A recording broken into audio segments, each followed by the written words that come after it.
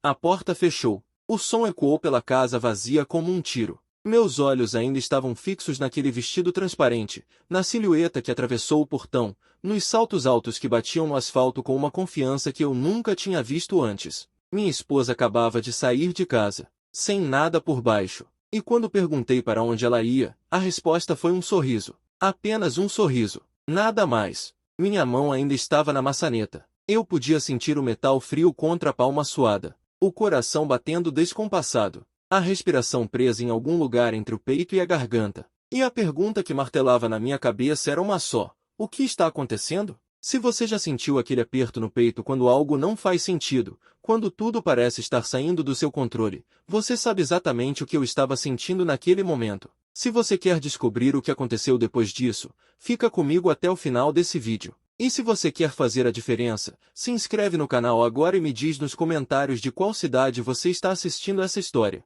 Porque eu prometo uma coisa, o que você vai descobrir aqui vai mexer com você de um jeito que você não imagina. Deixa eu te contar como tudo começou, porque nada disso aconteceu da noite para o dia. Essas coisas nunca acontecem. Sempre tem sinais. Sempre tem pistas. O problema é que a gente escolhe não ver.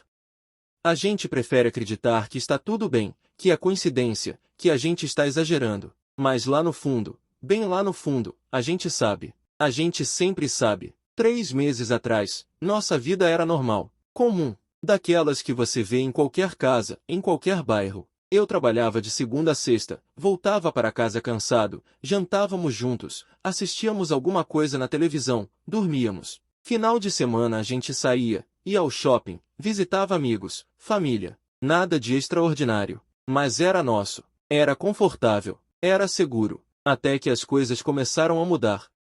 Sutilmente. Tão sutilmente que eu nem percebi no começo. Ela começou a cuidar mais da aparência. Academia todo dia. Roupas novas. Maquiagem diferente. Perfume mais marcante. Eu até achei legal no início. Pensei que ela estava se sentindo bem, se valorizando. Que marido ia reclamar de uma esposa mais bonita, mais confiante? Mas aí vieram os outros sinais. O celular que antes ficava na mesa da cozinha agora estava sempre com ela. Sempre. No bolso, na bolsa, na mão. E quando tocava, ela levantava rápido, saía da sala, atendia com a voz baixa. Conversas cortadas quando eu entrava no quarto. Mensagens que ela lia e apagava em segundos. Sorrisos para a tela que ela nunca tinha dado para mim. Eu perguntava. Claro que eu perguntava. E a resposta era sempre a mesma. Trabalho, grupo de amigas, nada demais. E eu queria acreditar.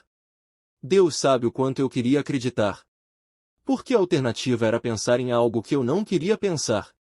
Era abrir uma porta que eu não queria abrir. As saídas começaram a ficar mais frequentes, sempre com desculpas prontas. Um curso novo, uma amiga precisando de apoio, um compromisso que surgiu de última hora. E ela voltava tarde, cada vez mais tarde, com aquele brilho nos olhos que não era para mim, com aquele perfume diferente que não era o dela. E eu fazia o que todo mundo faz nessa situação. Eu tentava racionalizar. Tentava encontrar explicações lógicas. Tentava acreditar que eram coincidências. Mas coincidência tem limite, não tem? Quantas coincidências são necessárias até a gente admitir que não é coincidência nenhuma? Uma noite eu não consegui dormir. Fiquei olhando para o teto, ouvindo a respiração dela ao meu lado, me perguntando quem era aquela mulher deitada na minha cama. Por que a mulher com quem eu casei, aquela que dizia que eu era o amor da vida dela, aquela que jurou na frente de Deus e de todo mundo que ia estar comigo para sempre, essa mulher não estava mais ali. No lugar dela tinha alguém que eu não conhecia. Alguém que escondia o celular, que saía sem dar explicações, que olhava para mim como se eu fosse um estranho na minha própria casa. Comenta aí, sim, se você já sentiu isso, não se nunca passou por uma situação assim. Porque eu preciso saber se eu estava ficando louco ou se essa sensação de estar sendo deixado para trás é real. Foi quando eu comecei a prestar atenção de verdade. Não mais ignorando, não mais fingindo que estava tudo bem. Eu comecei a notar os detalhes. O jeito que ela desviava o olhar quando eu perguntava sobre o dia dela. A pressa para sair de casa. A demora para voltar. As roupas que ela escolhia usar quando não era comigo. Cada vez mais ousadas. Cada vez mais reveladoras. E teve aquele dia. Aquele maldito dia em que eu cheguei mais cedo do trabalho. A casa estava vazia, mas o carro dela estava na garagem. Liguei, não atendeu. Mandei mensagem, visualizou e não respondeu. 15 minutos depois ela apareceu, cabelo desarrumado, blusa de lado, e aquele olhar. Aquele olhar de quem foi pego em algo. Onde você estava? Eu perguntei. Fui dar uma volta, ela respondeu. A pé? Com o carro na garagem? Deixa de paranoia, ela disse, e saiu do quarto batendo a porta. Foi nesse momento que eu percebi. Não era paranoia. Era real. Estava acontecendo algo. E eu estava prestes a descobrir o que. Os dias que vieram depois daquele foram os piores da minha vida. Porque quando você suspeita de algo, mas não tem certeza, você vive num limbo. Metade de você quer descobrir a verdade. A outra metade tem pavor do que pode encontrar. E é nesse espaço entre o saber e o não saber que a gente se perde. Eu comecei a observar tudo. Cada detalhe, cada movimento, cada palavra. Virei um estranho na minha própria casa, estudando a mulher com quem eu dividia a cama há anos como se ela fosse uma desconhecida. E quanto mais eu observava, mais sinais eu encontrava. O celular. Aquele maldito celular. Ela dormia com ele debaixo do travesseiro. Levava para o banheiro quando tomava banho. Quando estava na sala comigo, a tela sempre virada para baixo. Notificações no silencioso. E quando eu chegava perto, ela travava a tela num reflexo automático. Como se eu fosse uma ameaça. Como se eu não tivesse mais o direito de estar por perto. Uma noite eu perguntei, direto, sem rodeios, por que você está tão grudada nesse celular? Ela me olhou como se eu tivesse ofendido ela. Como se eu fosse o errado da história. É trabalho, ela disse. Eu preciso estar disponível. Disponível para quem? Eu pensei. Mas não disse nada. Apenas acenei com a cabeça e voltei para a televisão, fingindo que acreditava. As conversas entre a gente começaram a minguar. Aquelas conversas de casal, sabe? De como foi o dia, o que aconteceu, o que a gente estava sentindo. Tudo isso desapareceu. Agora era só oi, tchau, janta está pronta, vou dormir. Frases soltas, sem conexão, sem vida. Como dois estranhos dividindo o mesmo espaço, mas vivendo em universos completamente diferentes. E as saídas? Deus, as saídas. Toda semana tinha uma desculpa nova. Um happy hour com o pessoal do trabalho. Um aniversário de uma amiga que eu nunca tinha ouvido falar. Um curso que ia até tarde. Sempre algo que me deixava sozinho em casa, olhando para o relógio, vendo as horas passarem, esperando ela voltar. E quando ela voltava, vinha diferente. O cabelo desarrumado de um jeito proposital. A maquiagem borrada nos cantos dos olhos. O perfume misturado com outro cheiro que eu não conseguia identificar. E aquele sorriso de quem estava feliz. Mas não por minha causa. Comenta assim se você já passou por isso, de sentir que a pessoa ao seu lado estava feliz, mas essa felicidade não tinha nada a ver com você, porque essa é uma das piores sensações do mundo. Pior do que a raiva, pior do que a tristeza. É uma solidão que corrói por dentro. Teve uma noite que eu não aguentei. Ela disse que ia sair com as amigas. Eu disse que queria ir junto. Pela primeira vez em meses eu sugeri que a gente fizesse algo juntos. E sabe qual foi a reação dela? Pânico. Puro pânico. Ela gaguejou. Inventou uma desculpa de que era coisa só de mulher. Que eu ia ficar entediado. Que era melhor eu ficar em casa descansando. Descansando. Como se eu conseguisse descansar sabendo que algo estava errado. Como se eu conseguisse fechar os olhos e dormir enquanto minha vida estava desmoronando sem eu entender o porquê. Então eu fiz algo que nunca pensei que faria. Algo que eu sempre julguei quando via em filmes, em histórias de outras pessoas. Eu decidi seguir ela. Não me orgulho disso. Não foi um momento bonito. Mas eu precisava saber. Eu precisava de provas. Precisava confirmar se o que estava sentindo era real ou se eu estava enlouquecendo. Naquela noite ela saiu toda arrumada. Vestido justo, salto alto, maquiagem impecável, perfume que parecia gritar para o mundo inteiro. Eu esperei ela sair, contei até 100, e peguei o carro. Meu coração estava disparado, as mãos suando no volante, a voz na minha cabeça gritando para eu voltar para casa, para eu esquecer aquilo, para eu confiar nela. Mas eu não confiei, e segui. Ela não foi para lugar nenhum que eu conhecia, nenhum bar que a gente costumava ir, nenhuma casa de amiga. Ela foi para um hotel discreto, daqueles que ficam numa rua sem movimento, com estacionamento nos fundos, onde ninguém vê quem entra ou quem sai. Eu parei o carro longe, desliguei o motor. E fiquei ali, observando, esperando, sentindo meu mundo desabar em câmera lenta. Ela entrou, e 15 minutos depois, outro carro chegou. Um homem desceu. alto, bem vestido, seguro de si, e entrou no mesmo hotel. Eu não precisava de mais nada. Eu não precisava ver eles juntos. Não precisava de foto, de vídeo, de confissão. Aquilo já era suficiente. Mais do que suficiente. Fiquei ali sentado não sei por quanto tempo. Talvez 1 hora. Talvez 2. O tempo tinha perdido sentido. Tudo tinha perdido sentido. Minha cabeça era um turbilhão de perguntas. Quanto tempo isso estava acontecendo? Quem era aquele homem? Como ela pôde fazer isso comigo? O que eu fiz de errado? Onde foi que eu falhei? Quando finalmente consegui dirigir de volta para casa, entrei no quarto vazio, sentei na cama, e percebi que a vida que eu conhecia tinha acabado. Não ia mais voltar ao normal. Não ia mais ser como antes. Porque algumas coisas, quando quebram, não tem como consertar.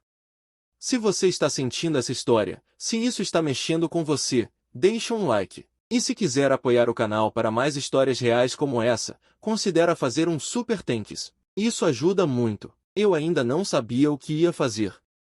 Ainda não sabia se ia confrontar, se ia esperar, se ia apenas fingir que não sabia de nada. Mas uma coisa eu tinha certeza, a verdade estava vindo à tona. E quando ela chegasse, nada ia ser igual. Passei a noite inteira acordado, olhando para o teto, ouvindo cada ruído da casa, o relógio na parede marcando os minutos que pareciam horas. E a pergunta que não saía da minha cabeça, quando ela vai chegar?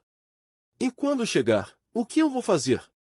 3:30 da manhã. Ouvi a chave na fechadura. O som dos saltos no piso da entrada. A bolsa sendo jogada no sofá. Ela entrou no quarto em silêncio, achando que eu estava dormindo. Tirou o vestido devagar, entrou no banheiro. Demorou quase 1 hora lá dentro. Quando finalmente deitou na cama, o cheiro do sabonete era forte demais. Como se ela tivesse tentado apagar qualquer rastro. Como se um banho pudesse lavar o que tinha acontecido. Fingi que estava dormindo, porque eu não sabia o que dizer. Não sabia se gritava, se chorava, se simplesmente levantava e saía daquela casa. Então fiquei ali, imóvel, sentindo o peso dela do outro lado da cama, separados por alguns centímetros que pareciam quilômetros. De manhã ela acordou como se nada tivesse acontecido. Fez café, perguntou se eu queria torrada. Sorriu, e aquele sorriso me destruiu mais do que qualquer confissão poderia ter feito. Porque ali estava a prova de que eu não significava mais nada, que ela conseguia me trair, voltar para casa, deitar do meu lado, e acordar no dia seguinte fingindo ser a esposa perfeita. Eu não consegui comer. Disse que estava sem fome. Peguei a chave do carro e saí. Dirigi sem destino. Apenas queria sair daquela casa, daquele sufocamento, daquela mentira que a gente estava vivendo. Parei num café qualquer, pedi um expresso que nem bebi. Fiquei olhando para as pessoas ao redor. Casais rindo juntos, amigos conversando, gente vivendo vidas normais enquanto a minha estava em pedaços. E pensei, quantas dessas pessoas estão passando pelo mesmo que eu? Quantas estão sorrindo por fora enquanto morrem por dentro? Foi quando meu celular tocou. Uma mensagem dela, pedindo para eu comprar leite no caminho de volta. Leite. Como se a vida fosse apenas sobre leite, pão e contas para pagar. Como se não tivesse um abismo se abrindo entre a gente. Não respondi. Desliguei o celular. E pela primeira vez em semanas, chorei. Ali, sozinho naquele café. Deixei tudo sair. A raiva, a tristeza, a sensação de fracasso, de não ter sido suficiente, de ter falhado como marido, como homem, como pessoa. Quando voltei para casa era quase noite. Ela estava na sala assistindo televisão. Me olhou com aquela cara de quem estava aborrecida porque eu não tinha comprado leite. E algo dentro de mim quebrou de vez. Precisamos conversar, eu disse. Ela desligou a televisão. Me olhou com aquela expressão neutra que ela tinha aperfeiçoado nos últimos meses. Sobre o que? Ela perguntou. Como se não soubesse. Como se não tivesse ideia do que estava por vir.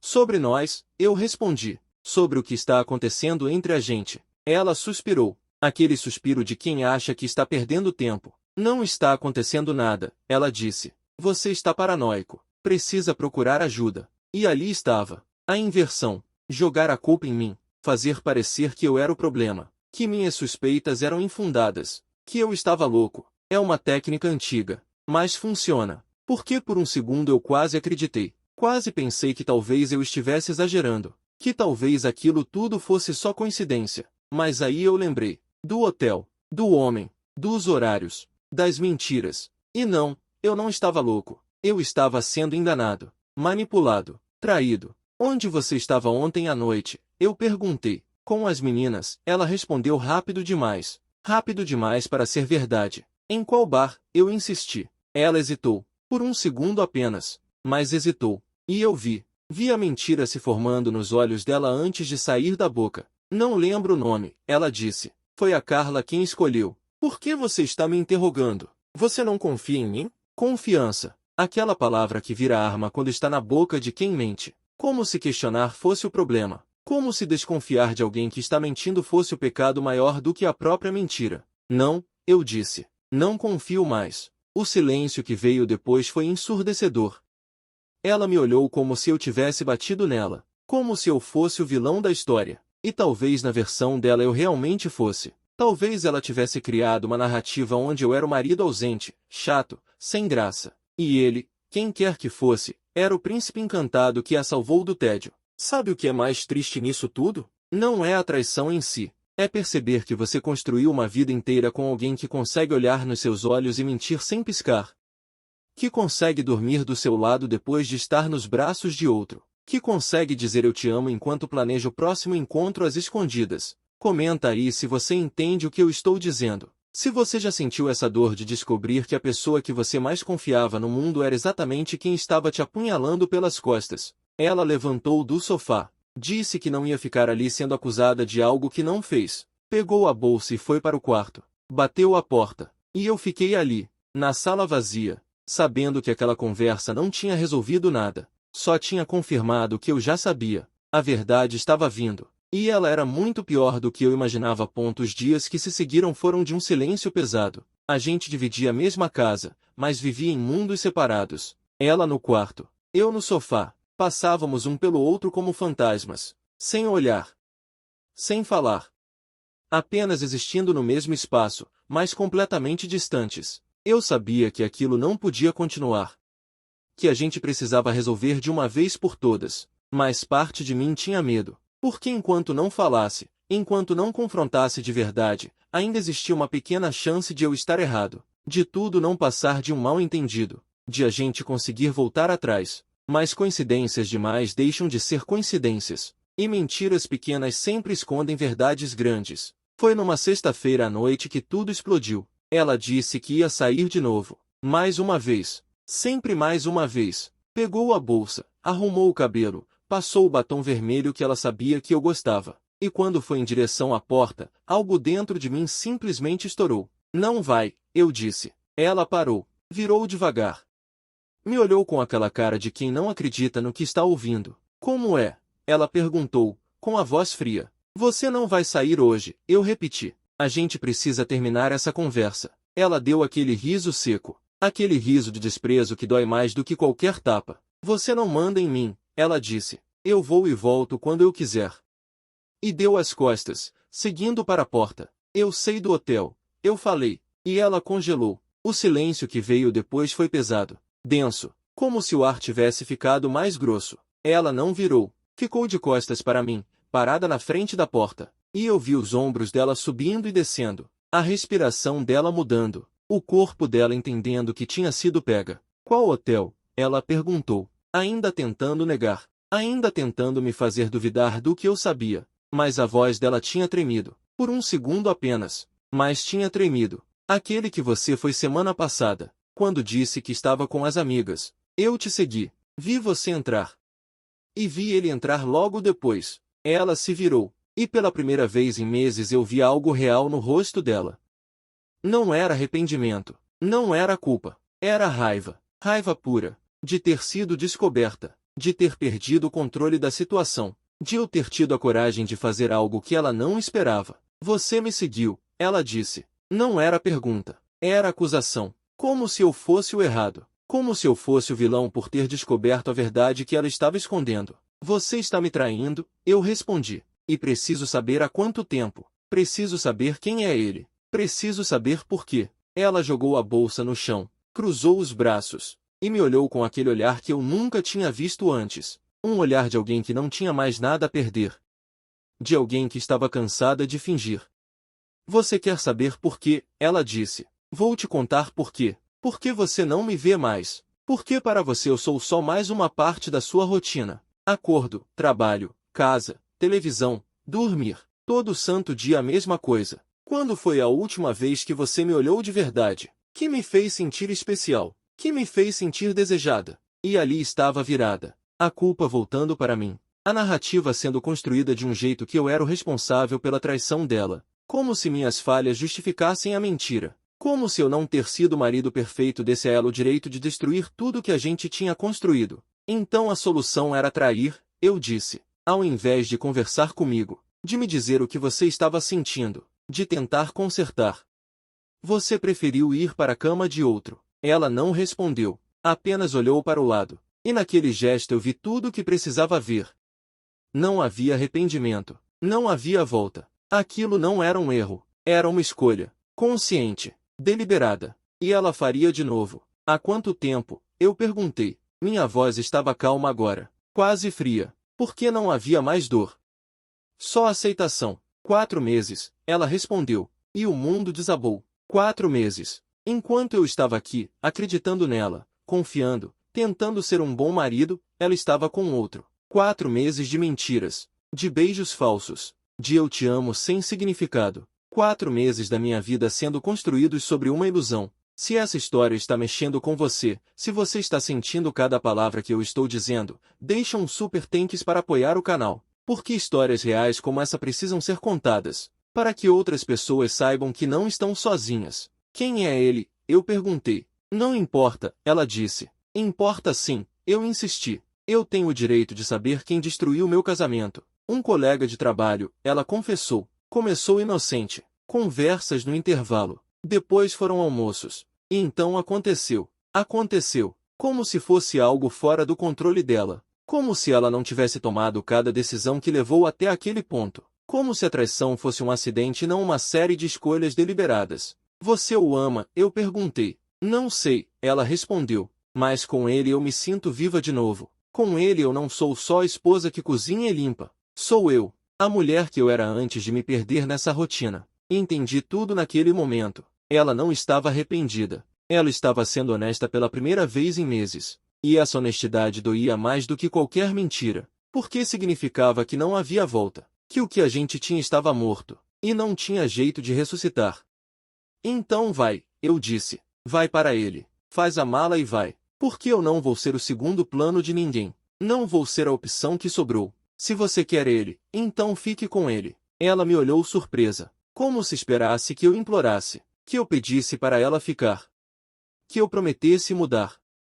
Mas não ia ter nada disso. Porque respeito próprio não se negocia. E dignidade não tem preço. Ela ficou parada ali, na frente da porta, segurando a bolsa com as 2 mãos. E pela primeira vez em meses eu vi algo que parecia real no rosto dela. Confusão, medo, e talvez, só talvez, um pouco de arrependimento. Mas já era tarde demais para arrependimento. Eu não quero ele, ela disse com a voz baixa. Quero você. Sempre quis você. Eu só me perdi no meio do caminho. E eu quase acreditei. Quase. Porque a gente quer acreditar. A gente quer achar que existe uma explicação. Que dá para consertar. Que o amor é suficiente para apagar tudo o que aconteceu. Mas não é. Amor não apaga traição. Amor não reconstrói confiança quebrada. E amor sozinho não sustenta um relacionamento quando a base virou pó. Se você me quisesse, eu disse, não teria passado 4 meses mentindo para mim. Não teria olhado nos meus olhos todo dia e fingido que estava tudo bem. Não teria dormido do meu lado depois de estar nos braços dele. Isso não é amor. Isso é conveniência. Você quer a segurança que eu te dou e a emoção que ele te oferece. E eu não vou ser metade de nada. Ela começou a chorar. Lágrimas verdadeiras dessa vez. Não de culpa, mas de perda. Porque ela estava percebendo que tinha acabado. Que não havia mais volta. Que ela tinha jogado fora anos de história por alguns meses de ilusão. Mas e se eu terminar com ele? Ela perguntou. E se eu prometer que nunca mais vai acontecer?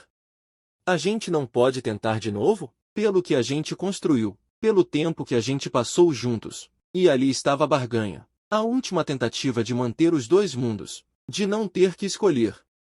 De não ter que enfrentar as consequências das próprias escolhas. Não, eu respondi. Porque eu nunca mais vou conseguir confiar em você. Cada vez que você sair, eu vou me perguntar se é verdade. Cada vez que o celular tocar, eu vou desconfiar. Cada vez que você chegar tarde, eu vou imaginar onde você estava de verdade. E isso não é vida. Isso é prisão. Para mim e para você. Ela se sentou no chão, ali mesmo, na frente da porta, e chorou. Chorou como eu não via há anos. E parte de mim queria consolá-la. Queria abraçá-la. Queria dizer que ia ficar tudo bem. Mas a outra parte, a parte que ainda tinha um pouco de amor próprio, sabia que não podia fazer isso. Se inscreve no canal se essa história está te ensinando algo. Se você está entendendo que às vezes a melhor escolha é a mais difícil. Porque a gente precisa se respeitar antes de respeitar qualquer outra pessoa. Os dias que vieram depois foram estranhos. Ela foi morar com a mãe. Eu fiquei na casa. A mesma casa que antes era cheia de vida e agora era só vazia, silenciosa, fria. Cada cômodo tinha uma lembrança. Cada objeto contava uma história. E tudo doía. Teve noite que eu quis ligar para ela. Quis dizer que estava tudo bem, que a gente podia tentar de novo. Mas não liguei. Porque voltar atrás seria trair a mim mesmo. Seria aceitar ser tratado como segunda opção. E eu valia mais do que isso. Os amigos perguntavam o que tinha acontecido. A família queria saber se tinha jeito de consertar. E eu só dizia que a gente tinha se afastado, que não tinha dado certo. Porque contar a verdade seria expor ela de um jeito que eu não queria.